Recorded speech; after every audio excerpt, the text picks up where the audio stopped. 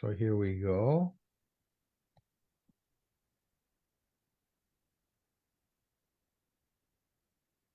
All right.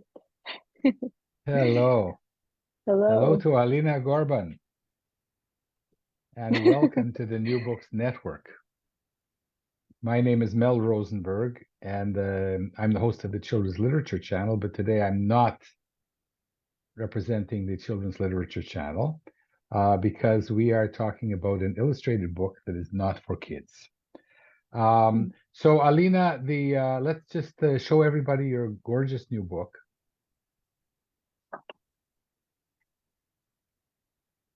And it's called Silence Full Stop. And Yes. it says it's by Karina Shor. But That's we right. know it's by Alina Gorban, and in the first page you say it is. Yes. So why confuse the world? I wanted to give myself some distance when I was writing, and I actually gave myself this name while I was earning my master's degree in the School of Visual Arts in New York. I was showing my thesis project on the wall, and this art director came in, and we were introducing ourselves to her and showing our projects. And I asked her, what does she think about me being a children's book illustrator, and wanting to do a project that's more like that, more personal, more raw, you could say, and less for children. So she said that a good idea would always be to have two websites that showcase two types of work. And then I started to play around with thinking, okay, should I do like a name for a website, a different name? And then I thought maybe I can become this character that will be more fearless, and I will think less of what everyone else will think about me if I'll just give myself this stage name, you know? So that's how Karina Shor was born. Mm-hmm. Is Kind there of. any significance to this pseudonym? Yes. So Shor is my mother's maiden name, and Karina is kind of sounds like Alina. So I remember when my parents, when I was little, they would watch a lot of movies, World War II movies about spies, and they would always say that it's good to have a name that you will turn around if someone will call you. So I wanted to be a good spy, and I thought Alina, Karina, almost the same. So if someone will call me Karina, I'll turn around, and that's how it got So caught up. if somebody calls you Karina, you turn around? Yeah, Because I definitely. because I'm going to try that next time we meet. Yeah, of I course, no I problem. I should say for full disclosure here, Yes, that we know each other. yes. I think that you're a terrific human being and illustrator, and you've illustrated over 20 children's books. Hmm.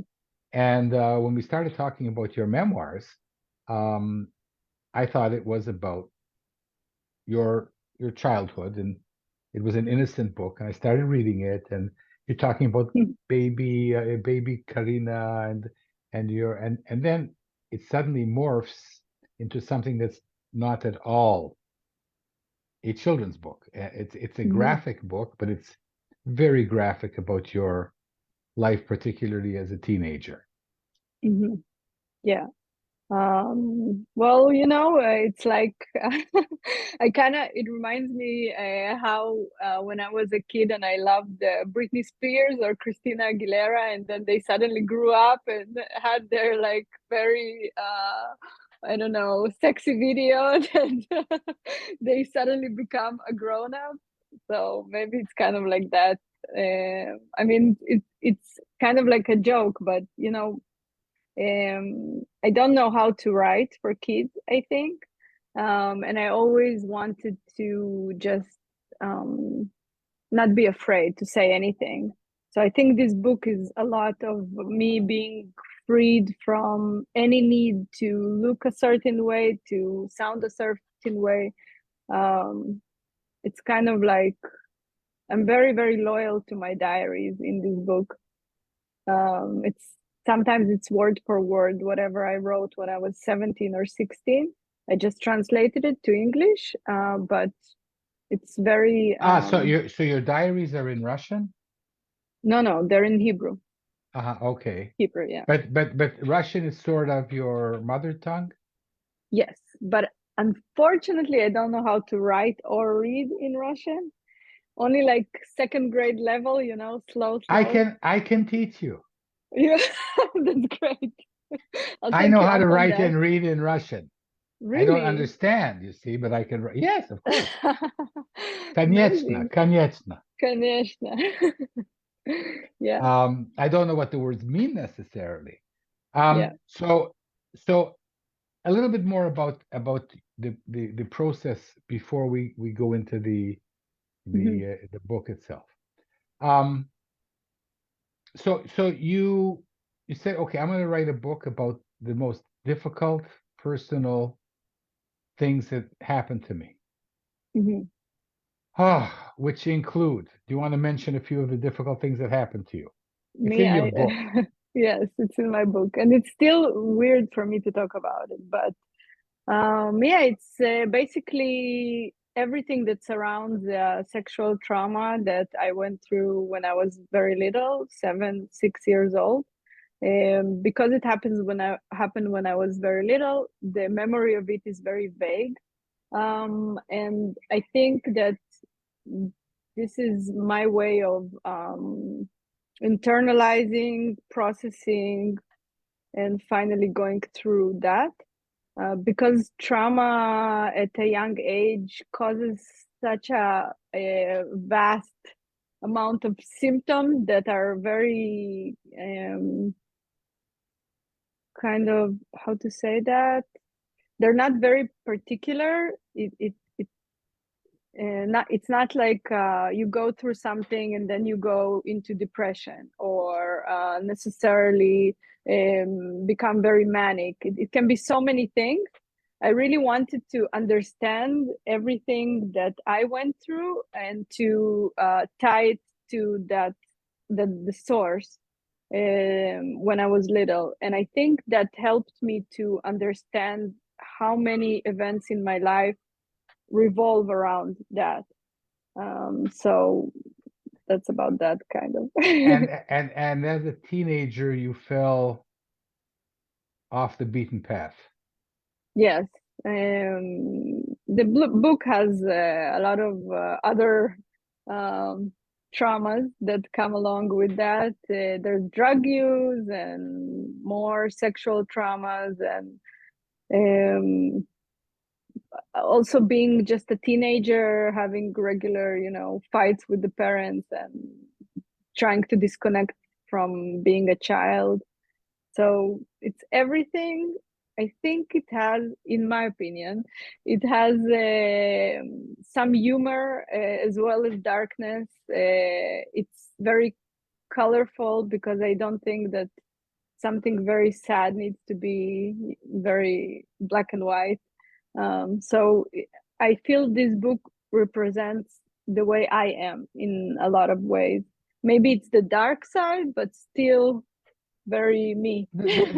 I don't think it's only the dark side. There's lots Yeah, of it's light. not. There is a And lot of light. I think that the fact that, I mean, I know you as a positive, happy, smiling person, and this is Yeah, really the way that you are today. yeah. And so you deserve, and we deserve to get the second book of which how really you rehabilitated yourself Yeah. after such a difficult childhood. And let's have a look. Want to have a look at your book, but before that, your ability not only to write about this and to delve into your past in a very authentic way, because the book might be, it says on the cover that it's by Karina, but you just flip a page and it says these are my memoirs by Alina as I remember them. Maybe Mm-hmm. that helped you distance yourself. It didn't help me distance myself when I was reading it. And the power of this book with the illustrations is you get sucked into your life. Mm-hmm. I was like, wow, I can't, I'm not a reader of this genre of graphic novels, but I was sucked in like a vortex that you Mm-hmm. turn one page after another page after another page. So much empathy for this young girl. And so my question is, who are you writing this book to? Mm. It's more of a question of who am I writing this book with, I think. And I Same question. Same Same question. question. Yes.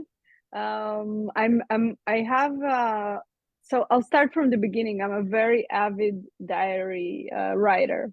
So I write diary since I'm very little, and every day, almost every day since I'm 17, 16.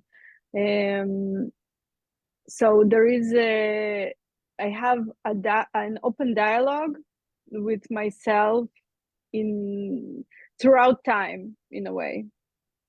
So I'm writing this book for myself. I'm writing this book with myself in different ages, and for myself in the future, in a way. Okay, so So it's constantly. I Mhm. had a hunch that you would answer something like this, but I want to.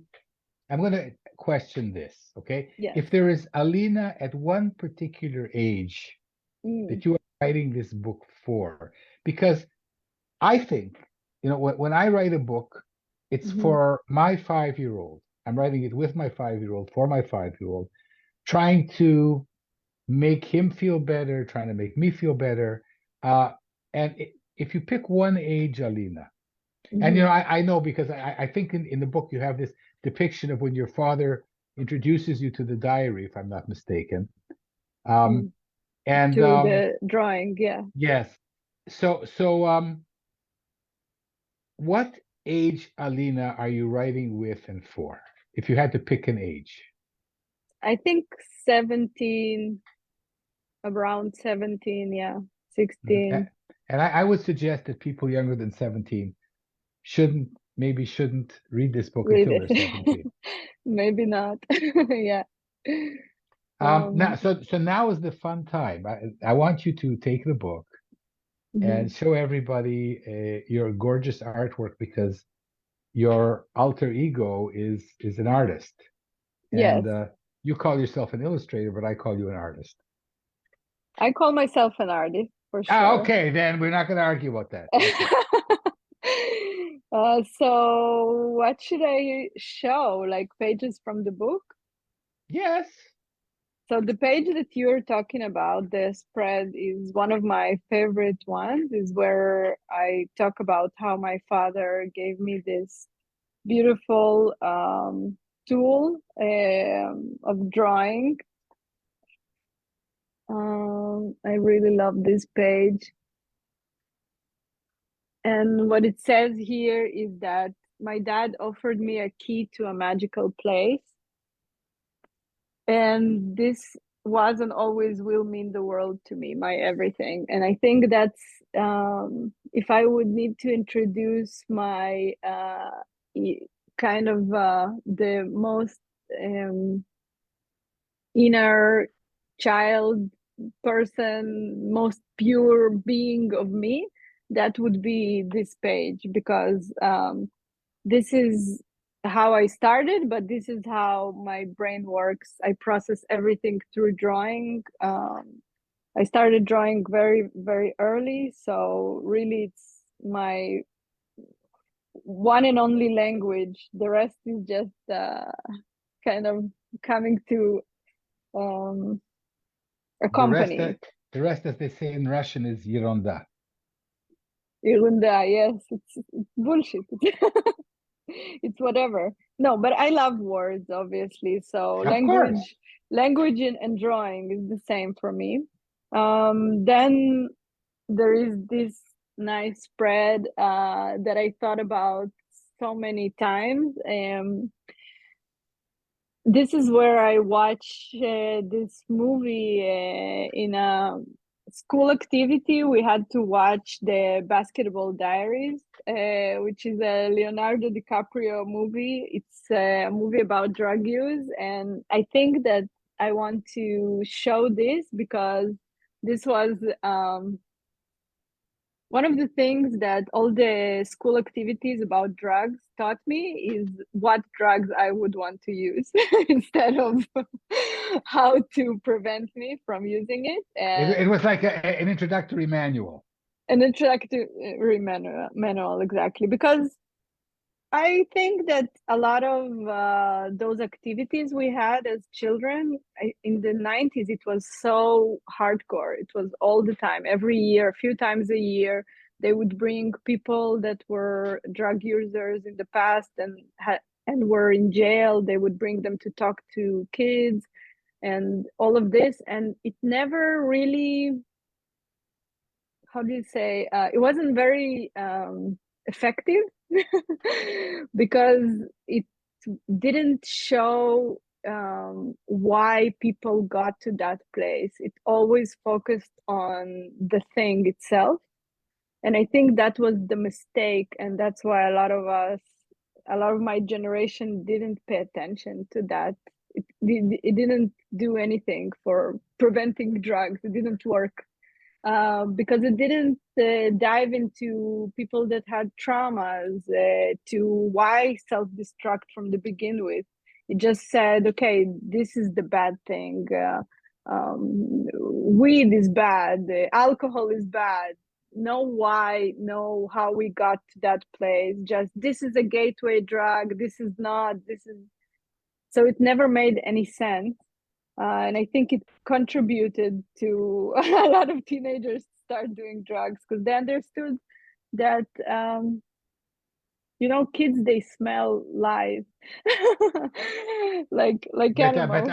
Alina, you ended up doing much harder drugs than Yeah, weed and alcohol.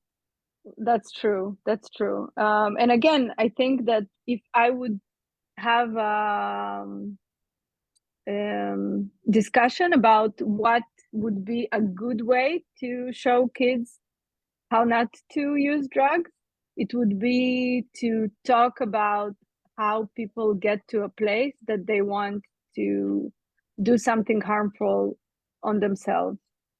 Um, Treat the cause, not the problem, because there's people that are, everything can be done in a certain way. You can become a food addict. That doesn't mean that food is bad.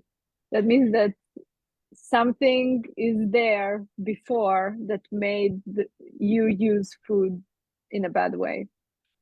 So that's one of I have some a lot of like little, not a lot, but little things that I want to say about how society educates uh, in a way that is maybe for someone like me that is more rebellious is not doing anything, if that makes sense. But Uh, Alina, it's one thing to rebel, and you had yes. a difficult childhood, and Mhm. your parents left Moldova. I'm trying to remember Moldova, yeah.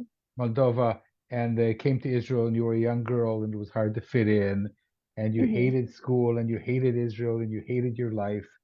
Hmm. Um, and yet, And and yet. yet, when I read the book, there was a lot of self-empathy of you feeling for this teenage Hmm. Alina or Karina. And can you explain this dichotomy?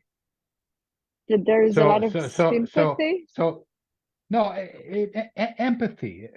Hmm. Um, on the one hand, this is a very graphic account Hmm. of your teenagehood in terms of abuse. Um, but there's so much love on these pages and kind Right. of a you talk about it, it's your book, dear. No problem. So I think that what you're talking about is kind of the character has a sort of charisma that you fall in love with the character and you really care and you really want her to feel better, and you see how she's just pulling herself down. um I don't think that it's a dichotomy. I think a lot of people that experience the abuse in a young age have to become more attentive to people and maybe extra likable, because you don't want to get hurt again. So it's almost a survival mechanism. Um, I've read about even like narcissistic disorder on the really far end of it, that it can as well erupt after a trauma, and you then become more of an observer of human emotion rather than someone who is feeling them. And you mimic things, so you will be protected. So I don't think that I am a narcissist or I mimic human emotion. I definitely feel all of them. But I do feel that there are situations where I will maybe become more quiet, quiet my own voice maybe, to not stir things up or to get some kind of an empathy. This is not a tool that I use as a grown up, because I understand that if you're not an honest person, these are there's music, Hanukkah music. I don't know if it interrupts there. No, can't hear it. Great. Happy Hanukkah to everybody. Happy Yes. Hanukkah. I should say that we're both in Israel, and We're both in Israel. we might have sirens and We might have sirens. disappear for a few minutes. Yes. Yes, I was so what I meant is that there's a lot of love and a lot of through this pain, Yeah. that and that you're able to love and cuddle and embrace this miscreant teenager who's misbehaving all the time, and to do it with love. And what breaks my heart is that it's 15 or 20 years Yeah. afterwards when you can't turn back the clock. Yeah, exactly. But I think I did turn back the clock in a way. I by feel like by writing the book. by writing it, and definitely, of course, taking care of myself, because this was very painful to write, and a lot of things got that I thought were asleep were awakened. Your courage is unfathomable. Not only for the text, for the illustrations, and for the way you're able to see yourself. I find this to be incredible. That's the power of a diary, Mel. That's the power of a diary. I mean, maybe I Constant should start keeping self-reflection. one now, right? Yeah, I think everyone should. I think that's the way to, if you constantly self-reflect on yourself and your actions, it's a good way to become a better person for sure. But it's also a great way to have a map to your own mind. And isn't that the most amazing thing, to understand ourselves? So I feel like this is that, I gave up long ago. Yeah. So Alina, now what I want to do is I want to, you are a sought after illustrator. You've illustrated 22 children's books, and beautiful work.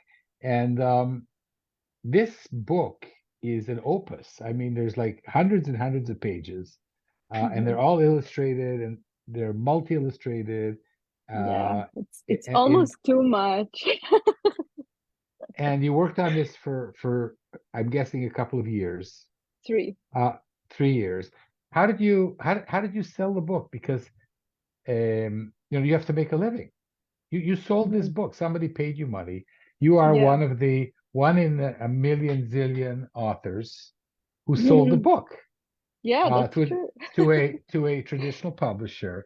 Let's mention Street Noise Books in Yes, Brooklyn, who had the courage, and bless them for that, to definitely. publish this amazing book of yours. How did that happen? So it happened like everything else in life in a beautiful, magical way and loads of luck. But of course, luck doesn't happen if you're not ready for it. So what I did is I worked hard, very, very hard. I didn't write the book when I sold the book, kind of. I actually self-published a bunch of other comics and went to I was living in New York back then, and I went to a lot of comics festivals. And in one of the last festivals I was in, because then the pandemic happened, I met my publisher. I think that she saw a promo video about another comics that I did, and she came to this festival. Her name is Liz Frances, and she's amazing. She really likes to amplify voices that are different. She has a great, I think, a great entourage. That's how you would say of authors. That it's all memoirs. She's very interested only in personal accounts, and so that's how she found me. She saw something of mine. She came to this comics festival, wrote me before we met. She asked me, do you have something longer that you're working on? And I said yes. Of course, I didn't have anything longer I was working on, but I always say yes because I think it's okay, and then reality will build in into Reality whatever will I will catch decided. up with the Catch fiction. up, exactly. So that's what I did. I think that being an artist is being a little bit of a artist, just a tiny bit, just enough. So I just said yes, and I thought it One will thing, be she's okay. going to watch this. Yeah, no, Uh, she knows it. okay. She knows it. And Okay. then we met, and I wrote a shorter script. It was supposed to be also 175 pages long. In the middle of the process, you know how you always think that editing is erasing things. I added 100 pages in the middle of the process, which is a lot, but I think it was important. I don't even remember the book before it, how it was before. And then I just did it. This story is not something that I invented. It was because it's my life. It was quite easy in a way. It was hard to write about, but it wasn't easy to write the thing. All I had to do is collect all my diaries and do a bunch of editing and understand how can I tell the story that will lead the reader to the same conclusion that I got to. And a lot of things were, especially the ending of it, all my conclusions from life were things that I went through the pandemic. There was a lot of introspection happening. So I think that's what wrote the ending to that. And now that I'm writing another book. Again, what I have on my table is a stack of my diaries, and I read through them. I understand what I'm talking about, and my sketchbooks. Some things that I write just as I walk somewhere. I would sometimes have a sentence that I would want to use. I'll show you a quick example. For instance, this sentence, I really remember where I'm walking to my studio in Greenpoint in Brooklyn. From my house, it's like super freezing, so I'm walking really fast, and then I have this sentence in my head that says, adults lie. They lie all the time. Maybe they just want to keep all the fun to themselves. When they act like that, how can they expect us to believe them? So this is from this spread where I'm talking about going into the teacher's lounge and seeing all of them smoking, because that's how it was before. And I think that, so this sentence just, I was thinking about a story. I don't even remember if it was connected, but it fell into my brain. I wrote it down because I write everything down. I'm always afraid it will escape. So the things that I write, they write themselves in a way. All I have to do is pay attention, have a notebook. I really like the real writing, not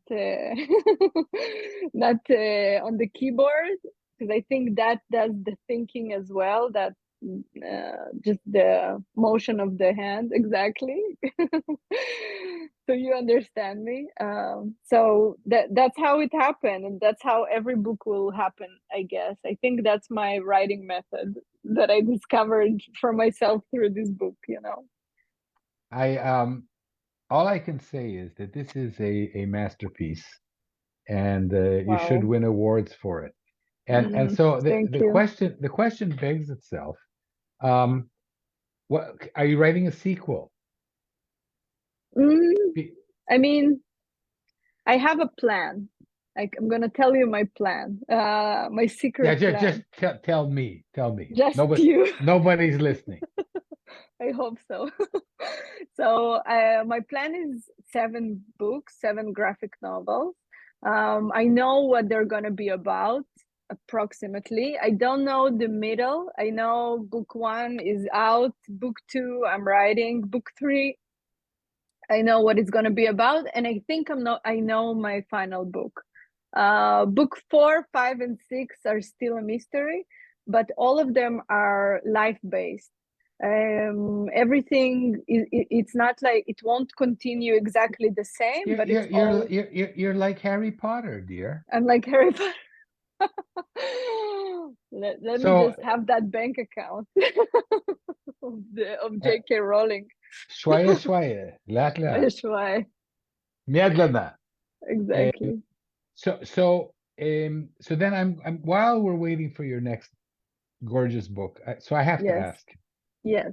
in this book, um, you're talking about your difficult childhood and the duplicity of society, and you hate you Everything I sometimes hate, yes. everything.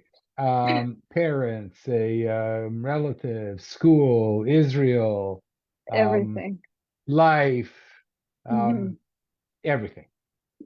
Um, but I know you as a positive person, Yeah. and I feel for you because people, Jewish people, we came back to the land of Israel after 2,000 years, but as immigrants, boy, is it difficult to settle in, and you talked about that, and but here we are. You spent many years in the States, but here you are back in Israel, Hmm. and life is difficult again. We're in the middle of Of a horrific course. war, Hmm. and your parents love you, and you've rehabilitated yourself, and people like me think the world of you, and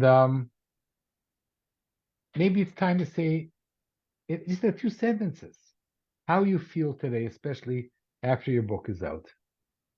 Well, I'm still in the process of healing in a way from making this.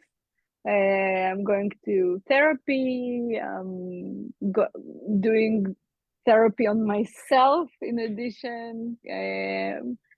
And just being in the process of writing. I think that specifically the war that's happening right now, I'm also doing some comics about that I post on my Instagram account, because it helps me understand everything as well.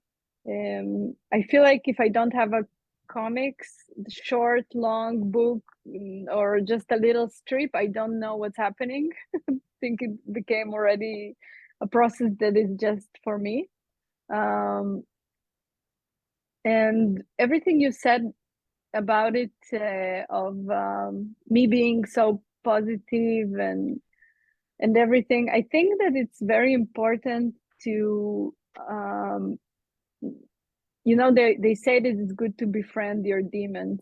I think it's very important. I think it's good to know that the hole that you can fall to is right next to you, because then you'll do anything to not go there. um, and that's kind of my life evolves around that. I keep myself very healthy. I don't consume news in a crazy 24-hour way. I work out, I meditate, I write a journal. So many things that I do just to be normal. You know what I mean? 2 hours of my morning, go to normalize myself and to start. So I think that I'm always in a process, in some kind of a process to being better. That's why I can be positive, because mm, I'm so aware of the negative. It's never, I don't close my eyes to bad things. I don't ignore them. Yeah. And then they don't haunt me because I don't ignore them. Well, you know what I teach my students, because we've discussed that. And what I teach my students about demons is that it's a good thing to find them. It's a good thing to acknowledge them. Mm-hmm. But the best is actually to recruit them, Mm-hmm. to Exactly. get them to work for you Exactly. on your side. And I think that that's what you've done in a remarkable manner with your new book. And Thank so you. I'm gonna first of all, I'm gonna repeat myself. I'm here with Alina Gorban, who's written a book with a pseudonym, Karina Mm-hmm. Shor. The book is Mm-hmm. called Silence Full Stop. It isn't full stop though. It's not. It's the first book of many, and it's published with a great courage by Street Noise Books in Brooklyn. And the chief award for courage goes to you, Alina, for Thanks. touching us so deeply in such a courageous and frank manner with your words and your graphic art, Thank you. which is splendid. Now, is there anything I haven't asked you? Mm, no, I think maybe you didn't ask me what I'm gonna write about next. Are you going to tell me? Maybe. I don't know. Should I? Shouldn't I? Oh, you I think absolutely should, because you've already, like when you throw the tennis ball up in the air, somebody's going to I threw smash the it. tennis ball. Yeah, Yeah, so yeah, exactly. and somebody, and it should be you. Yes. So I think that you said before that I wrote about a lot of things that I hated in this book, and I showed a lot of my anger and fury, maybe. And now I'm writing a lot about love and everything that's so complicated in that. So I hope that I will have the same success in being courageous, because now I do have kind of this feeling of people are reading my diary in a way. So And looking at the pictures. and looking at the pictures, it's a little bit stressful, and I'm happy that I started writing it before the book came out, because maybe it's more, it's less stressful that way because I already started. But it's very weird to write something that you do so alone. This process is so lonely. 12 hours, 10 hours a day of drawing alone in the room, not talking to anyone. It's then giving it to someone and they read it. It's very strange. I'm very not used to that. So I hope the next one will be as good. Who knows?